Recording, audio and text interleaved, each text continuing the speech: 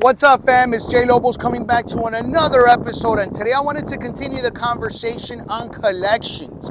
As a matter of fact, I just got off the phone with one of my customers, and he's telling me, Justo, I don't even want to open up the door. I don't even want to let my kids go outside because there's people coming, they're knocking. There's some sort of like police officer, there's a sheriff, there's a loan processor, and I know he signed up. He joined their program a few months ago. We've been doing good when it comes to deleting and correcting negative information. But guess what, guys?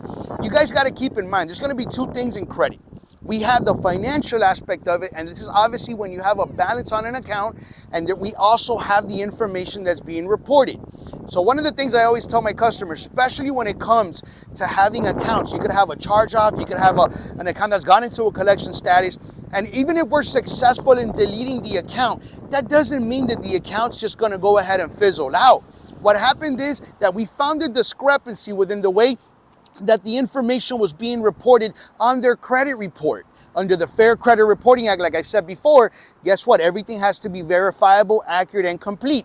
But even if the information is removed from the bureaus, it doesn't mean that it's going to come off the books from the creditors. And I can tell you this because from personal experience working at a bank, this was something that people have to know.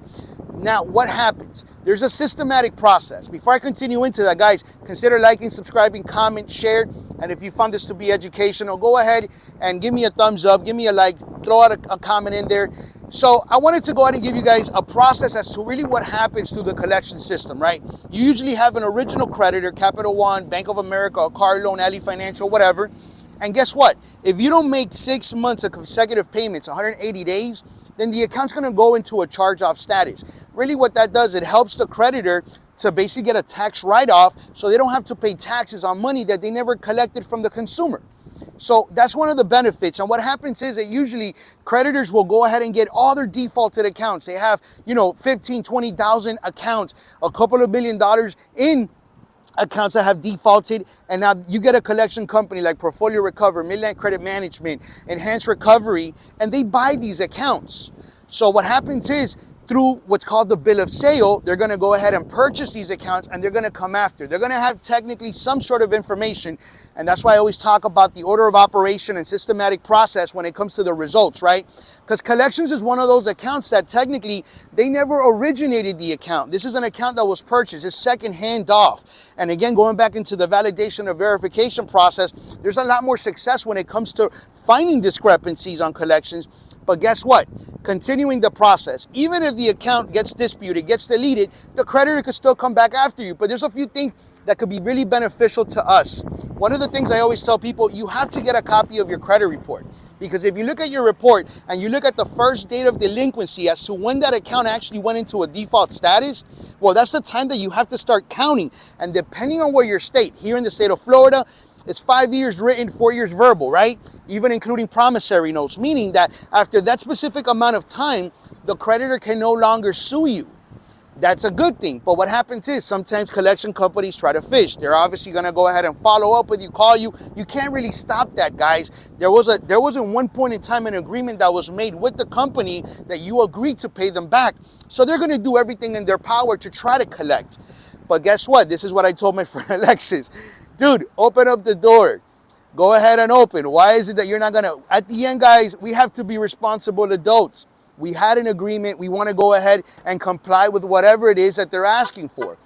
What happens is the following, and I'm going to go ahead and do a follow-up video when it comes into a little bit more specific on certain things that you have to say when you go over the phone and things that you also have to uncover for yourself that is going to be beneficial when it comes to negotiating, because that's going to be one of the most favorable things. Keep this also in mind. There's a lot of benefit on taking off a lot of whatever the principal balance is, depending on the length of time that has passed. As a matter of fact, if they have not been able to sue you, and if you look into your report, and the first date of delinquency, or when the account goes charged off, the longer the length of time, the higher the success.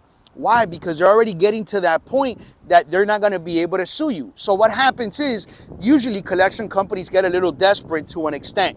This is where you want to use every type of information possible. Focus when it comes to settling, focus on you and your health. Out of all the things that I've noticed when I've been able to help other clients, when it comes to getting the best discount, because right now standard and industry is 20%. 25 is good, 30% is actually really good. But when you call us, and again too guys, for you guys out there that maybe don't have the time, go ahead and give us a call. On the description, I'm gonna go ahead on this link. There's going to be a website that you guys can literally go in there and put in your information. We offer a free credit consultation. You could also go ahead and call the 1-800 number, and we'll be able to go ahead and address that. Again, going back into this, if the longer the length of time, the better the success, because you're so getting close to being able not even to sue you.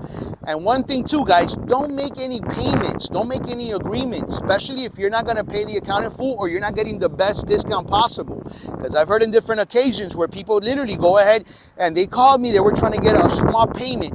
You're going to re-age the account. That's going to give the creditor an extension of the same amount of time that they had from the beginning because you just paid them. So don't do that. Best thing is use health. Give them the best. When you're going to go ahead and tell them, use the words, keywords, hardship.